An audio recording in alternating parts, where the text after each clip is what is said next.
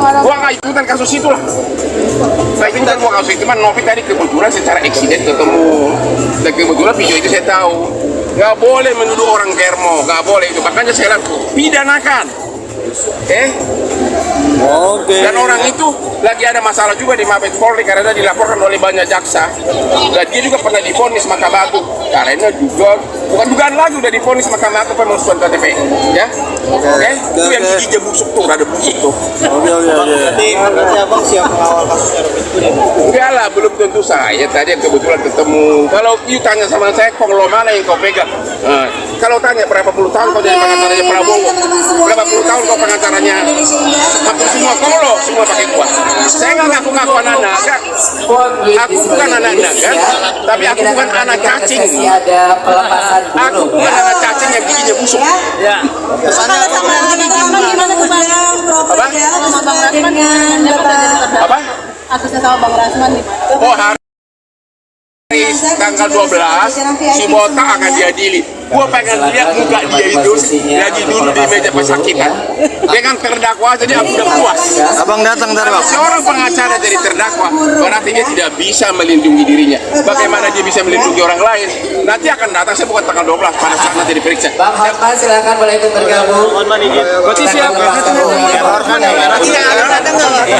Berikutnya silakan. Di medsos dia dituduh sebagai germo, apalagi pelacur, apalagi jual beli anak ODGJ, narkoba, itu sudah pencemaran nama baik. Dan kamu ngapain? Kenapa? Hari Senin akan dilaporkan ke polisi, ya, agar mulut-mulut orang yang sembarangan viral mengatakan orang pelacur jual beli anak ODGJ harus dihajar secara hukum. Saya udah pernah menyatakan nih, kok ada lagi lari dari konteks permasalahan. Saya pengen nanya gitu loh, kira-kira kesalahan yang fatal dari Novi ini apa sih? Itu adalah kita ambil yang positif-positifnya saja. Kalau kita mengorek kelemahan-kelemahan orang, yang takutnya nanti saya, yang mengorek kelemahan orang itu justru banyak kelemahan.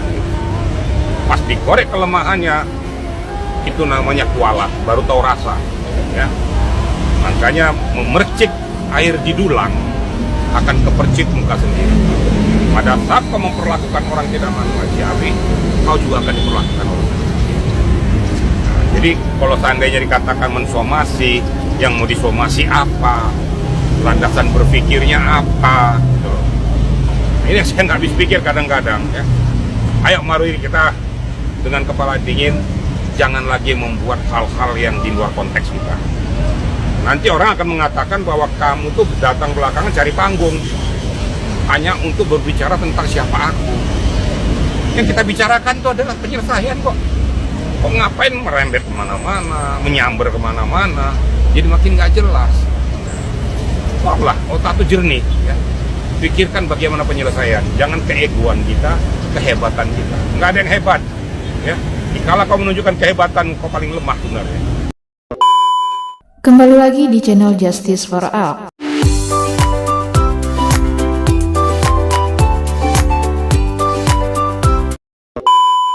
Baiklah, kali ini saya akan membahas tentang Alvin Lim ketar-ketir. Hotman Paris dukung Novi laporkan pengacara Agus, disebut Bak Bumi dan Langit. Untuk selengkapnya simak video berikut ini. Sinyalir ini bisnis gelapnya Novi Pratiwi, teman-teman, ya. Ini bukan Novi yang ngomong, ini wali kota yang ngomong. Saya bacakan lagi di sini, teman-teman, ya.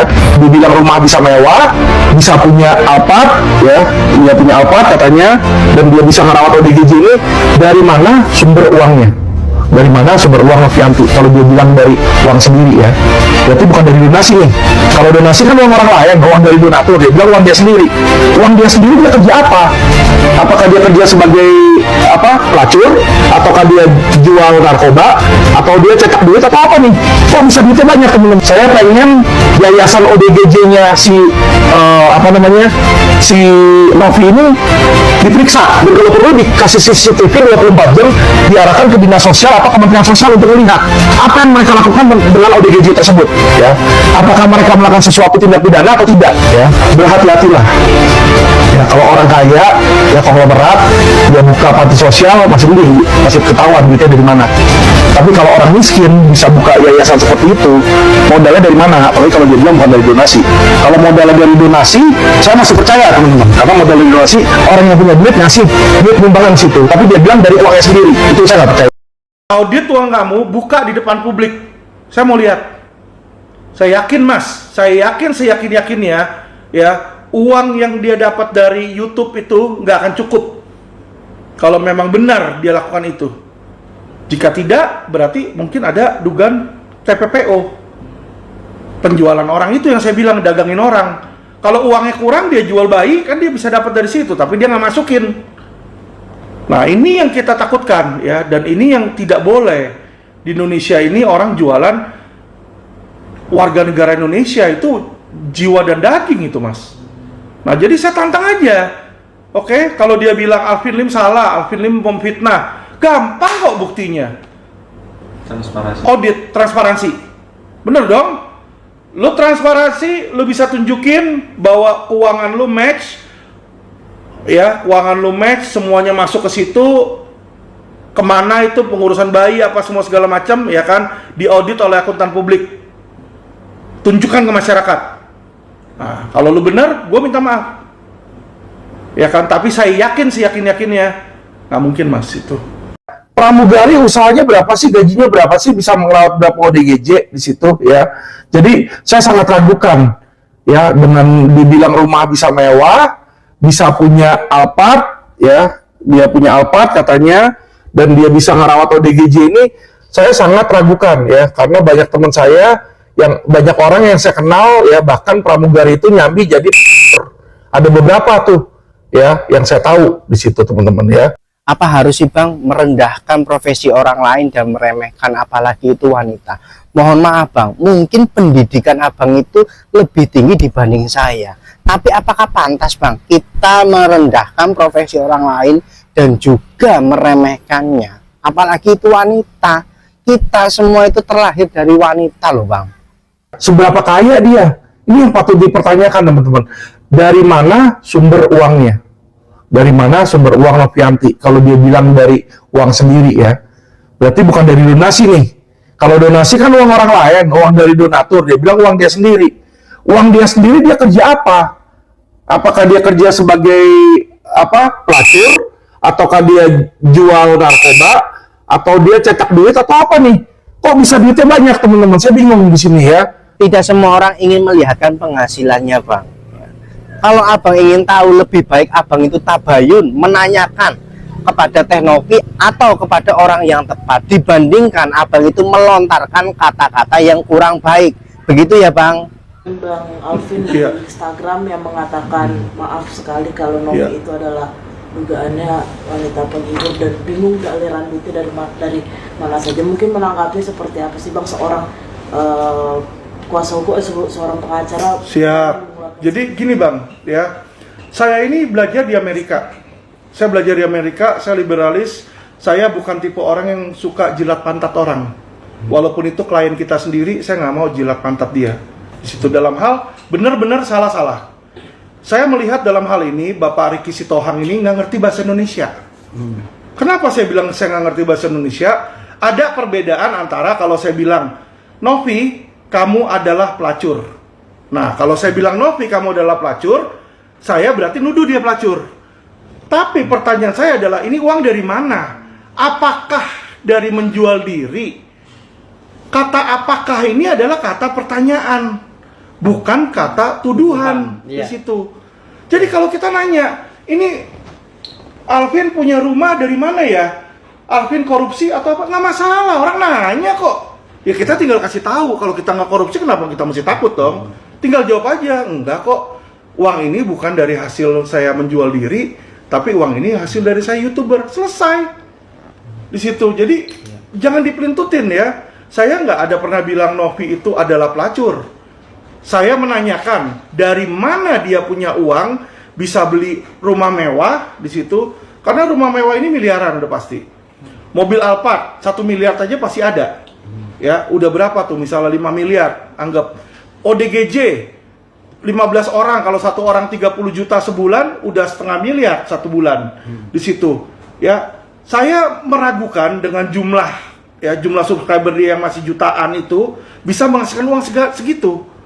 Ya kan? Kalau memang saya salah, coba buktikan, kita audit aja keuangan Novi. Iya toh? Audit keuangan yayasan nih masuknya sekian, ininya sekian. Jadi jangan sampai ada pemikiran buruk orang. Orang normal loh Pak berpikiran buruk.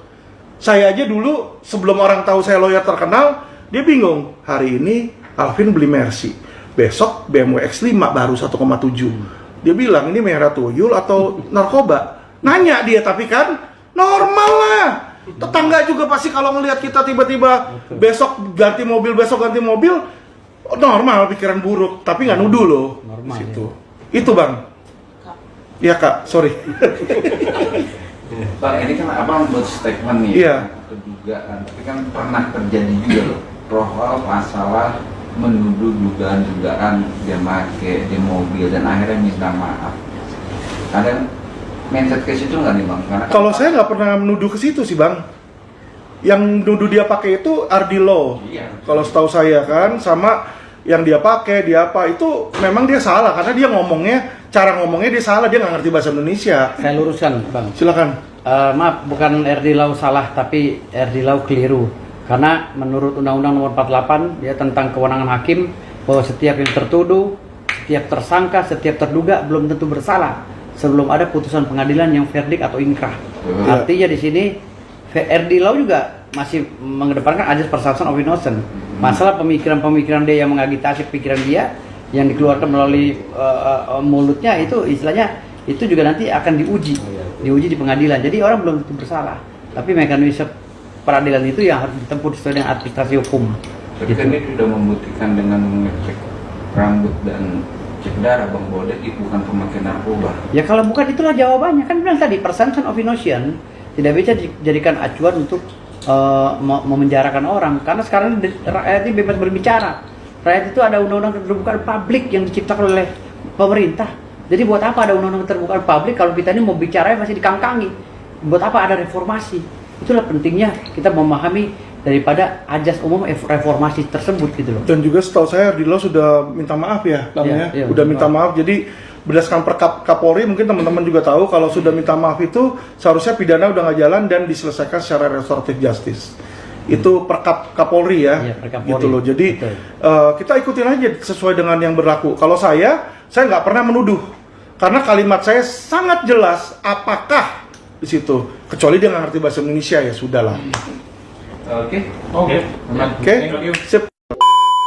Pengacara kondang Hotman Paris rupanya sudah bertemu dengan Pratiwi Novianti. Dalam pertemuan itu, Hotman Paris menyarankan agar Teh Novi melaporkan Alvin Lim ke polisi. Hal itu setelah Teh Novi curhat ke Hotman Paris terkait fitnahan Alvin Lim di media sosial beberapa waktu lalu. Alvin Lim mempertanyakan sumber uang Teh Novi untuk membiayai ODGJ dan anak asuhnya. Ia pun mempertanyakan apakah Novi mendapatkan uang dari hasil bekerja sebagai wanita penghibur atau menjual narkoba. Tudingan itu pun membuat Teh Novi geram dan merasa difitnah. Novi pun menegaskan kalau dirinya bukan seorang pengangguran. Kemudian pada Sabtu 7 Desember 2024, Teh Novi bersama Yusuf Hamka tampak bertemu dengan Hotman Paris. Pada pertemuan itu, Hotman Paris mendukung Novi untuk melaporkan Alvin Lim ke polisi. Kepada Hotman Paris, Pratiwi Novianti pun mengaku akan melaporkan Alvin Lim ke polisi. Hotman pun menegaskan bahwa akan banyak orang yang membantu Novi. Sementara itu di depan awak media, Hotman Paris mengatakan kalau Teh Novi pada momen itu curhat pada dirinya.